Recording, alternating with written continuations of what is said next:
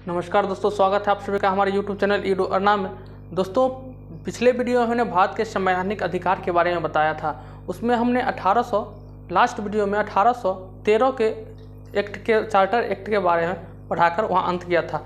उसमें हम बताए थे कि किस तरह से कंपनियों ने कंपनी के एकाधिकार को 20 वर्षों तक के लिए बढ़ा दिया गया। और उसमें जो मुख्य बातें हमने पढ़े थे, उसमें हमने पढ़े थे कि ब्रिटिश सरकार जो था वहाँ से ईस्ट इंडिया कंपनी का जो एकाधिकार था व्यापार पर, उसको समाप्त कर दिया गया था और ब्रिटिश नागरिकों के लिए खोल दिया गया था वहाँ पर व्यापार।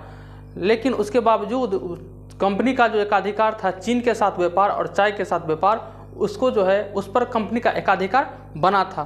फिर उसमें पढ़े थे कि ईसाई मशीनरी जो थे उसको छूट दे दिया गया था भारत आने के लिए, यानी ईसाई धर्मगुरुओं को भारत आने के लिए छूट दे दिया गया था और यहाँ पर वह अपने धर्म का प्रचार कर सकता था। और भारतीय शिक्षा के लिए 1 लाख रुपए की प्रतिवर्ष जो है प्रावधान किया गया था। तो चलिए आज हम उसके बाद पढ़ते हैं अगले एक्ट के बारे में, जो है 1833 का एक्ट। हमने 1813 में देखा था कि 20 वर्षों के लिए बढ़ा दिया गया था, यानी 20 वर्ष के बाद 1833 का एक्ट आएगा।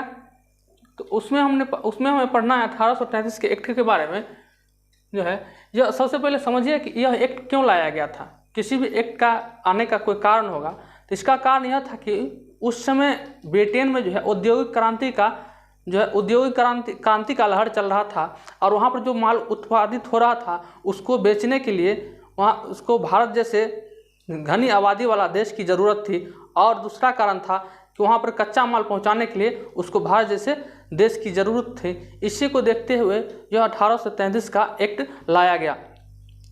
इस एक्ट में जो है सबसे पहले इस एक्ट को भी जो है 1813 की तरह ही इस एक्ट को भी 20 वर्ष के लिए बढ़ा दिया गया। फिर इसमें है कि चीन और चाय का व्यापार पर कंपनी का एकाधिकार खत्म कर दिया गया। जो 1813 के एक्ट में जो देखे थे, जिसमें जो है इसके व्यापारिक अधिकारों को खत्म कर दिया गया, लेकिन चीन और चाय के साथ जो इसका एकाधिकार था दिया गया था, उसको 1833 के एक्ट में बिल्कुल समाप्त कर दिया गया। यानी अब चीन के साथ और चाय के साथ चाय का व्यापार सभी नागरिक कर सकते थे। फिर उसके बाद है बंगाल के गवर्नर जनरल को अब भारत का गवर्नर जनरल बना दिया गया। यानी 1773 के एक्ट में जो बंगाल का गवर्नर जनरल बनाया गया था, इस एक्ट में यानी 1833 के एक्ट में बंगाल के गवर्नर जनरल को जो है अब भारत का गवर्नर जनरल बना दिया गया। फिर है उसके बाद लॉर्ड विलियम बेंटिंग जो थे भारत का पहला गवर्नर थे। लॉर्ड विलियम बेंटिंग, यहाँ है लॉर्ड विलियम बेंटिंग भारत का पहला गवर्नर जनरल हुए। इसमें जो दोस्तों हमने पढ़ाया था कि चीन और चाय का व्यापार कंपनी का जो है एकाधिकार खत्म कर दिया गया। फिर बंगाल के गवर्नर जनरल को, ये भी महत्वपूर्ण है, एग्जाम में बराबर पूछा जाता है, बंगाल के गवर्नर जनरल को भारत का गवर्नर जनरल बना दिया गया। यानी जो बंगाल का गवर्नर जनरल हुआ करता था इस एक्ट से पहले, अब उसको पूरे भारत का गवर्नर जनरल बना दिया गया। फिर है अंग्रेजों को अब भारत में बिना अनुमति लिए आने और भूमि खरीदने का व्यवस्था कर दिया गया। इस एक्ट के तहत जो है जो इस एक्ट से पहले जो अंग्रेजों को अगर ब्रिटेन से भारत आना पड़ता था तो यहाँ के सरकार से उसको अनुमति लेना पड़ता था। लेकिन इस एक्ट लाने के बाद जो है ब्रिटेन के नागरिकों को यहाँ आने के लिए कोई भी अनुमति पत्र नहीं लेना पड़ता था और यहाँ आकर वह रह सकता है, व्यापार कर सकता है और ज़मीन खरीद कर यहाँ पर निवास कर सकता है। तो इसमें है अंग्रेजों को भारत के बिना अनुमति लिए आने और भूमि खरीदने की व्यवस्था की गई। उसके बाद है गवर्नर जनरल के परिषदों की संख्या को पुनः 3 से बढ़ाकर 4 कर दिया गया था। जो पिछले एक्ट में जो था गवर्नर जनरल के परिषद की संख्या जो 4 थी उसको 3 कर दिया गया था। लेकिन 1833 के एक्ट में जो फिर पुनः इसको 3 से 4 कर दिया गया। फिर अगला पॉइंट है भारत में दास प्रथा को समाप्त कर दिया गया। भारत में जो दास प्रथा था उसको समाप्त कर दिया गया, लेकिन 1833 में समाप्त करने के बाद जो है इसको 1833 में समाप्त करने के बावजूद इसमें जो है लॉर्ड एलनबरो के समय बहुत समय बाद 1843 में इस पर कानून लाया गया। इस एक्ट के साथ ही इसको जो दास प्रथा को खत्म कर दिया गया था, लेकिन इस पर कानून जो बनाया गया वो लॉर्ड एलनबरो के समय 1833 में जो है इस पर कानून बनाया गया। और एक और पॉइंट जो है इस एक्ट में महत्वपूर्ण पॉइंट वो है, इस एक्ट के तहत जो गवर्नर जनरल की परिषद ही भारत में कानून बना सकता था। यानी गवर्नर जनरल के जो 4 परिषद थे वही लोग मिलके भारत में कोई कानून बना सकता था। चलिए ये एक्ट हमने पढ़ लिया 1833 के एक्ट।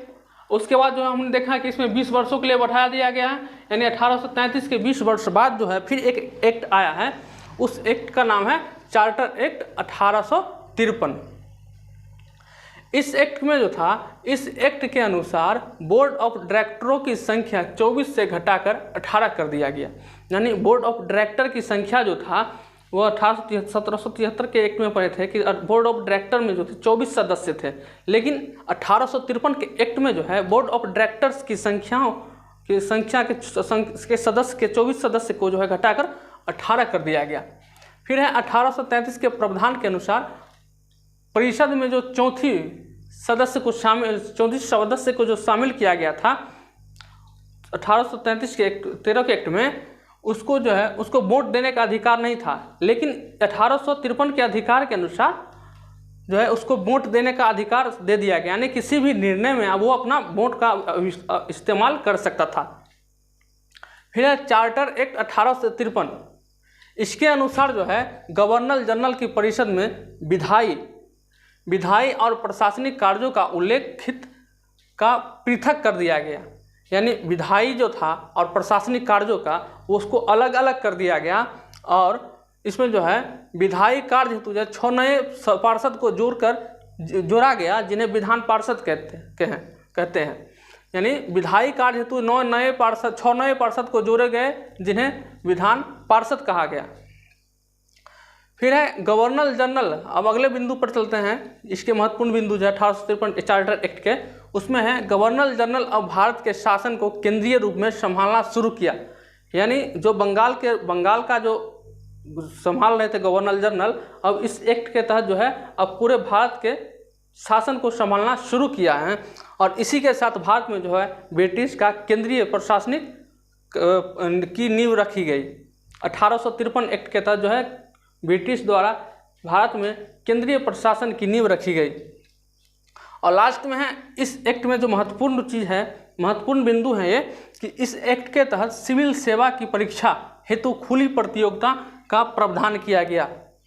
यानी इस एक्ट के तहत जो है भारतीयों के लिए सिविल सेवा परीक्षा में जो है एक खुली प्रतियोगिता का निर्णय लिया गया, प्रावधान करने का निर्णय लिया गया, जिसको जो है इसी सिविल सेवा परीक्षा हेतु 1854 ईस्वी में भारतीय सिविल सेवा परीक्षा हेतु जो है मैकेले समिति का गठन किया गया। इस एक्ट में जो था, इस एक्ट के तहत सिविल सेवा परीक्षा हेतु खुली प्रतियोगिताओं में जो थे आयु उम्र का जो सीमा जो है निर्धारित किया गया था, वह जो है 18 से लेकर 23 वर्ष रखा गया था। यानी इस सिविल सेवा परीक्षा में शामिल होने के लिए 18 से 23 तक के उम्र के बच्चे को शामिल होने का प्रावधान था, जो भारतीय दृष्टिकोण से संभव उतना अच्छा नहीं था। दोस्तों, आज का वीडियो यही समाप्त होता है। इस वीडियो में हमने एक बात, ये वीडियो जो था ईस्ट इंडिया कंपनी के, जो प्रत्यक्ष रूप से ईस्ट इंडिया कंपनी भारत पर शासन जब कर रहा था उस समय का एक्ट था। अब अगले वीडियो में हम पढ़ेंगे भारत के संवैधानिक विकास में। उसके बाद जो है 1853 के बाद जो है उसके बाद डायरेक्ट रूप से ब्रिटिश क्राउन का, यानी ब्रिटिश सम्राट का भारत पर शासन होने लगा। इससे पहले तो ईस्ट इंडिया कंपनी जो प्रत्यक्ष रूप से भारत पर शासन कर रहा था और प्रत्यक्ष रूप से इसको पीछे से सपोर्ट कर रहा था ब्रिटिश क्राउन। लेकिन इस एक्ट के बाद जो है यहाँ पर भारत में डायरेक्ट रूप से ब्रिटिश शासन का, ब्रिटिश संसद का जो है काम करना अपना यहाँ शुरू कर दिया था। तो अगले वीडियो हम लेके आएंगे इसके अगले एक्ट के बारे में।